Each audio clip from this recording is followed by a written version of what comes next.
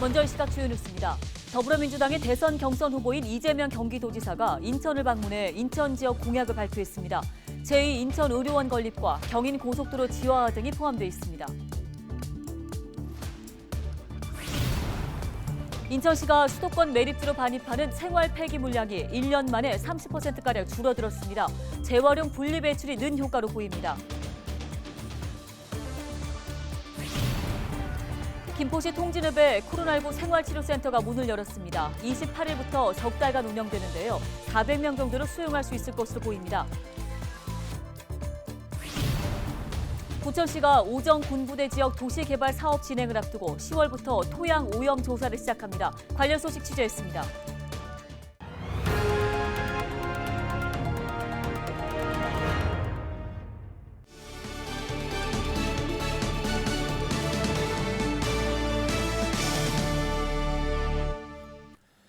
여러분 안녕하십니까? 헬로티비 뉴스입니다. 더불어민주당의 대선 경선 후보인 이재명 경기도지사가 인천 지역 공약을 발표했습니다. 제2인천의료원 건립과 경인고속도로 지하화 등의 지역의 굵직한 현안들이 공약에 포함됐습니다. 네, 지역사회의 반감을 샀던 K바이오랩 발언에 대해선 오해였다고 해명했습니다. 이재필 기자입니다. 이재명 경기도지사의 인천 지역 주요 공약 중 하나는 제2인천의료원 건립 등 공공의료 확대입니다. 특히 이재명 지사는 공공의료의 경우 막대한 예산을 필요로 하는 만큼 지역이 아닌 정부에서 주도적으로 추진해야 한다고 강조했습니다. 광역시인데도 불구하고 320병상 규모의 소규모 의료원이 단 하나밖에 없다는 사실에 사실은 매우 놀라움을 금치 못했습니다. 국민들의 건강을 지키고 또 건강한 삶을 보장하는 공공의료는 어떤 일이 있더라도 지금보다는 대폭 확충해야 된다는 생각을 가지고 있습니다. 이재명 지사는 경인전철과 경인고속도로의 지하화도 공약했습니다. 그는 지하화에 막대한 예산이 필요하지만 복원되는 상층부를 개발하면 충분히 사업성을 확보할 수 있다고 설명했습니다. 특히 성공적인 사업 추진을 위해 정부와 민간이 협업하는 방안을 제시했습니다. 화천대유 이슈로 민간 개발을 언급할 경우 공격을 받을 수도 있겠지만 당당하게 사업을 실행해 나가겠다고 강조했습니다. 재정으로 100% 감당하는 게 가능하지 않겠죠. 그러나 결국은 민간에게도 이제 투자에 참여할 기회도 주고 재정도 아끼고 다만 결정한 정치인은 욕을 먹겠죠. 의심을 갖고. 그러나 그럼에도 불구하고 국민을 믿고 의지를 가지고 실천하면 다 해결할 수 있다. 이재명 경기도지사는 인천을 K바이오랩 허브로 집중 육성하겠다고도 약속했습니다. 특히 지난 8월 대전 지역 공약 발표 현장에서 정부가 인천을 K바이오랩 사업지로 선정한 것을 문제로 지적한 것에 대해서는 지역에서 제안한 사업을 정부가 공모로 바꾼 점을 지적한 것이라고 당시 상황을 설명했습니다. 그건 제가 정부의 문제를 제기한 거지 그걸 열심히 노력해서 따낸 인천은 칭찬받을 일이지 제가 인천을 비난한 게 아니지 않습니까? 그런데 이걸 마치 인천을 비난한 것처럼 이렇게 얘기하는 것에 대해서는 제가 좀 납득이 어려웠다는 말씀드리고요. 이재명 지사는 수도권 매립지 갈등 해결과 GTX B 노선 조기 착공, 서울 2호선 청라 연장 등도 공약했습니다. 헬로티비 뉴스 이재필입니다. 다음 소식입니다. 지난해 인천시는 자원순환정책 대전환을 선언하고 쓰레기 감량에 나섰는데요.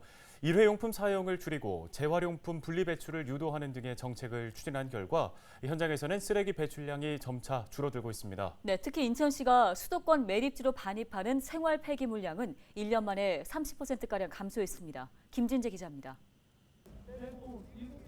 지난해 말 쓰레기를 줄이고 재활용률을 높이는 등 자원순환 정책 대전환을 예고한 인천시. 약 10개월이 지난 지금 일부 변화가 나타나고 있습니다.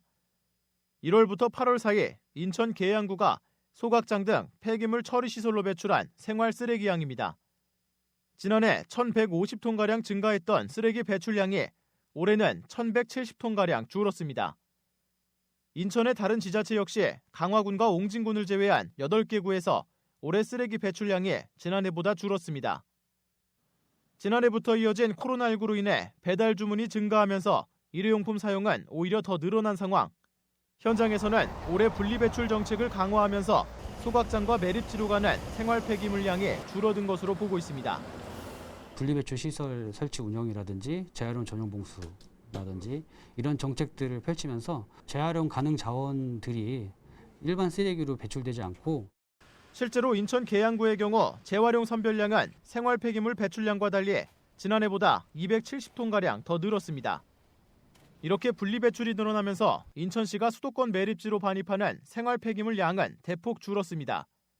올해 1월부터 8월까지 인천시가 수도권 매립지에 반입한 쓰레기는 약 6만 2천 톤으로 지난해 같은 기간에 비해 약 30% 감소했습니다.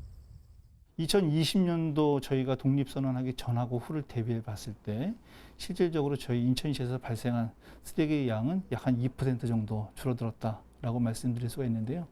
다양한 정책들을 통해 가지고 이런 것이 현실화될 수 있지 않을까 이렇게 생각하고 있습니다. 인천시가 자원순환정책 대전환을 선언한 지 약 10개월. 쓰레기 배출 과정에서 조금씩 정책 효과가 나타나고 있습니다. 헬로티비 뉴스 김진재입니다.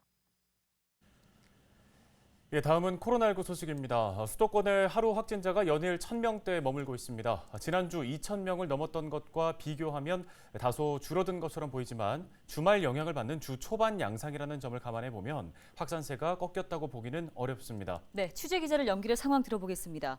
자, 이세진 기자, 신규 확진자 수가 좀처럼 줄지 않고 있죠? 네, 그렇습니다.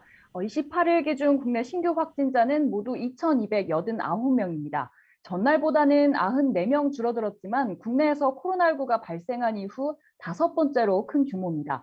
이 가운데 70% 이상은 수도권 확진자입니다. 서울과 경기, 인천 확진자를 합치면 1,600명에 달합니다.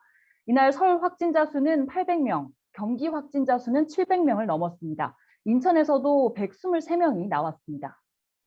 네, 지난주랑 비교해 보면 숫자로는 다소 줄었는데 아직 확산세가 꺾였다고 볼 수 없는 이유는 어디에 있습니까? 네, 그동안 확진자 수 양상을 보면 검사 수에 영향을 받는 주말을 지나면서 확진자 수가 줄었다가 주 중반으로 향하면서 확진자가 다시 늘어났습니다. 주 초반이기 때문에 확진자 수가 줄어든 것처럼 보이지만 요일 발생 기준으로 보면 다릅니다. 같은 월요일 발생 기준으로 신규 확진자 수가 2,000명을 넘어선 적이 없었는데요. 요일 기준 최다 기록이라고 볼 수 있는 겁니다. 특히 방역당국은 이번 주 후반부로 가면서 확진자 수가 늘어날 가능성에 무게를 두고 있습니다. 예, 확진자가 더 늘어나게 되면 이제 의료 대응 체계도 걱정인데요. 방역 당국에서 선제적으로 병상 확보에 집중하고 있다고 하죠? 네, 수도권 중환자 전담 치료 병상은 전체 가운데 40% 정도가 남은 상황입니다. 또 감염병 전담병원 병상 가동률은 80% 정도로 나타나고 있습니다. 생활치료센터 가동률은 비교적 안정적인 상황이지만 당국은 지속해서 병상을 확충하고 있습니다. 인천에서는 강화에 생활치료센터 한 곳이 문을 열고 27일부터 운영을 시작했고요. 경기도에서도 김포 통진에 생활치료센터 한 곳을 추가 지정하고 29일부터 운영을 하기로 했습니다. 이와 별개로 방역당국은 무증상이거나 경증 환자는 입원 기간을 기존 10일에서 7일로 단축하는 안을 권고한 상태입니다. 이에 따라 입원 후 일주일이 경과하면 증상이 없는 확진자는 자택으로 돌아가 자가격리를 합니다. 이번 권고는 확진자 급증에 따라 위중증 환자가 늘어날 가능성에 대비한 조치입니다. 네, 지금까지 코로나19 발생 현황 짚어봤습니다. 보도국 이세진 기자였습니다.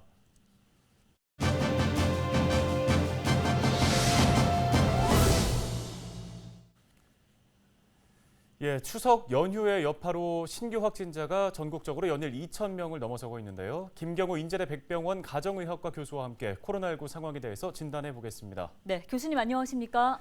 네, 먼저 이 코로나19 신규 확진자 증가세 언제가 최대 고비라고 보고 계십니까? 네, 이번 주와 다음 주가 아무래도 코로나19 확진자 증가세가 좀 많이 나올 것으로 우려가 되는 시점이 되겠는데요. 추석 연휴 동안 또 많은 대면 접촉이 있으셨던 분들이 잠복기를 거쳐서 증상이 나타나고 감염력을 가지게 되시면서 또 다른 사람들을 전파시키고 하는 영향이 이번 주, 다음 주 중으로 나타날 것 같고요. 또 주말 검사 건수 감소 효과가 떨어지는 평일에 많이 증가할 것으로 우려가 되고 있고요. 일단 확진자 수로 인해서 추가적으로 발생하는 중환자 수와 사망자 수의 증가는 확진자 증가와 한 2, 3주 정도 시차를 두고 증가할 수가 있기 때문에 앞으로 10월 말에 중환자 수 증가가 또 좀 많이 우려되는 상황이 되겠고요.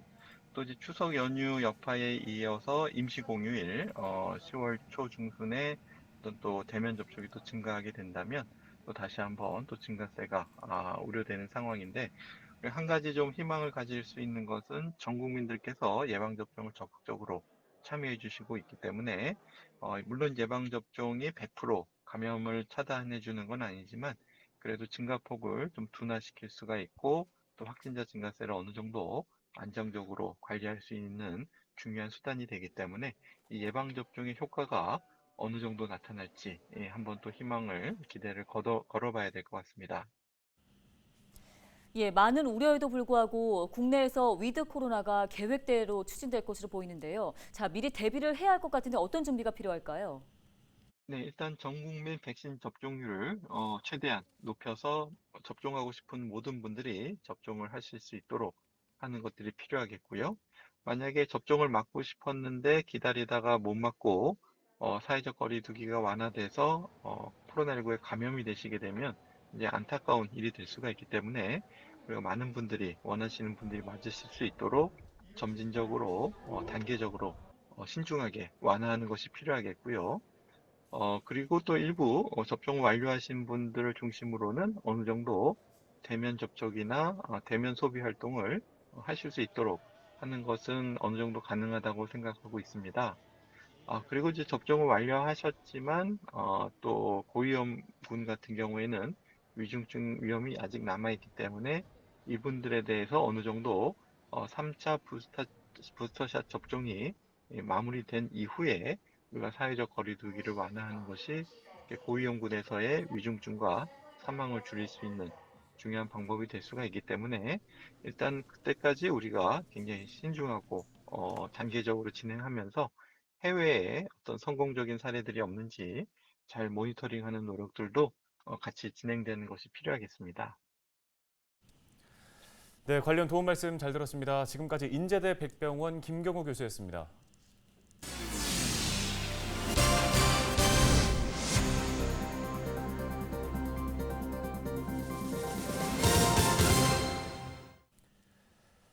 네, 코로나19 확진 환자가 늘어나면서 경기도 내 생활치료센터 한 곳이 더 운영됩니다. 김포 통진읍에 위치한 이번 생활치료센터는 28일부터 석 달 동안 운영되는데요. 이번 생활치료센터는 무증상 환자나 경증 환자를 위한 치료센터로 환자 400명 정도를 수용할 수 있는 규모입니다. 부천시가 오정 군부대 지역 도시개발 사업 진행을 앞두고 10월부터 토양 오염 조사를 시작합니다. 부천시는 2022년 8월까지 해당 지역의 오염 조사를 마치고 2023년 12월까지 토양 오염 정화 사업을 마무리할 예정인데요. 주거시설이 들어설 수 있는 오염 정화 기준을 충족한 뒤 도시개발 사업을 진행한다는 계획입니다. 부천시는 지난 24일 환경 분야 전문가와 대학 교수, 지역 주민 대표 등이 참여하는 토양 오염 정화 사업 민관군 참여협의체를 발족했습니다. 인천시가 탄소 중립 정책의 일환으로 해초류 이식 사업을 본격 추진합니다. 인천시는 영흥발전본부 주변에 해초류를 이식해 잘피 군락지를 조성했습니다. 이번 사업은 인천시와 한국남동발전의 블루카본 프로젝트 업무 협약을 바탕으로 추진됐습니다. 블루카본은 해양 생태계에 의해 흡수되는 탄소를 가리키는 말입니다. 네, 요즘에 중고 거래하시는 분들 되게 많이 늘어나고 있잖아요. 네. 중고 김치 냉장고를 구매했는데 냉장고 바닥에 1억 1,000만 원의 돈다발이 붙어 있는 걸 발견했다면 어떻게 하시겠습니까? 저라면은 이걸 써야 되나 말아야 되나 고민을 좀 할 것 같아요. 네, 고민은 될 것 같은데 이번에 이 발견한 사람이 경찰에 신고를 했다고 합니다.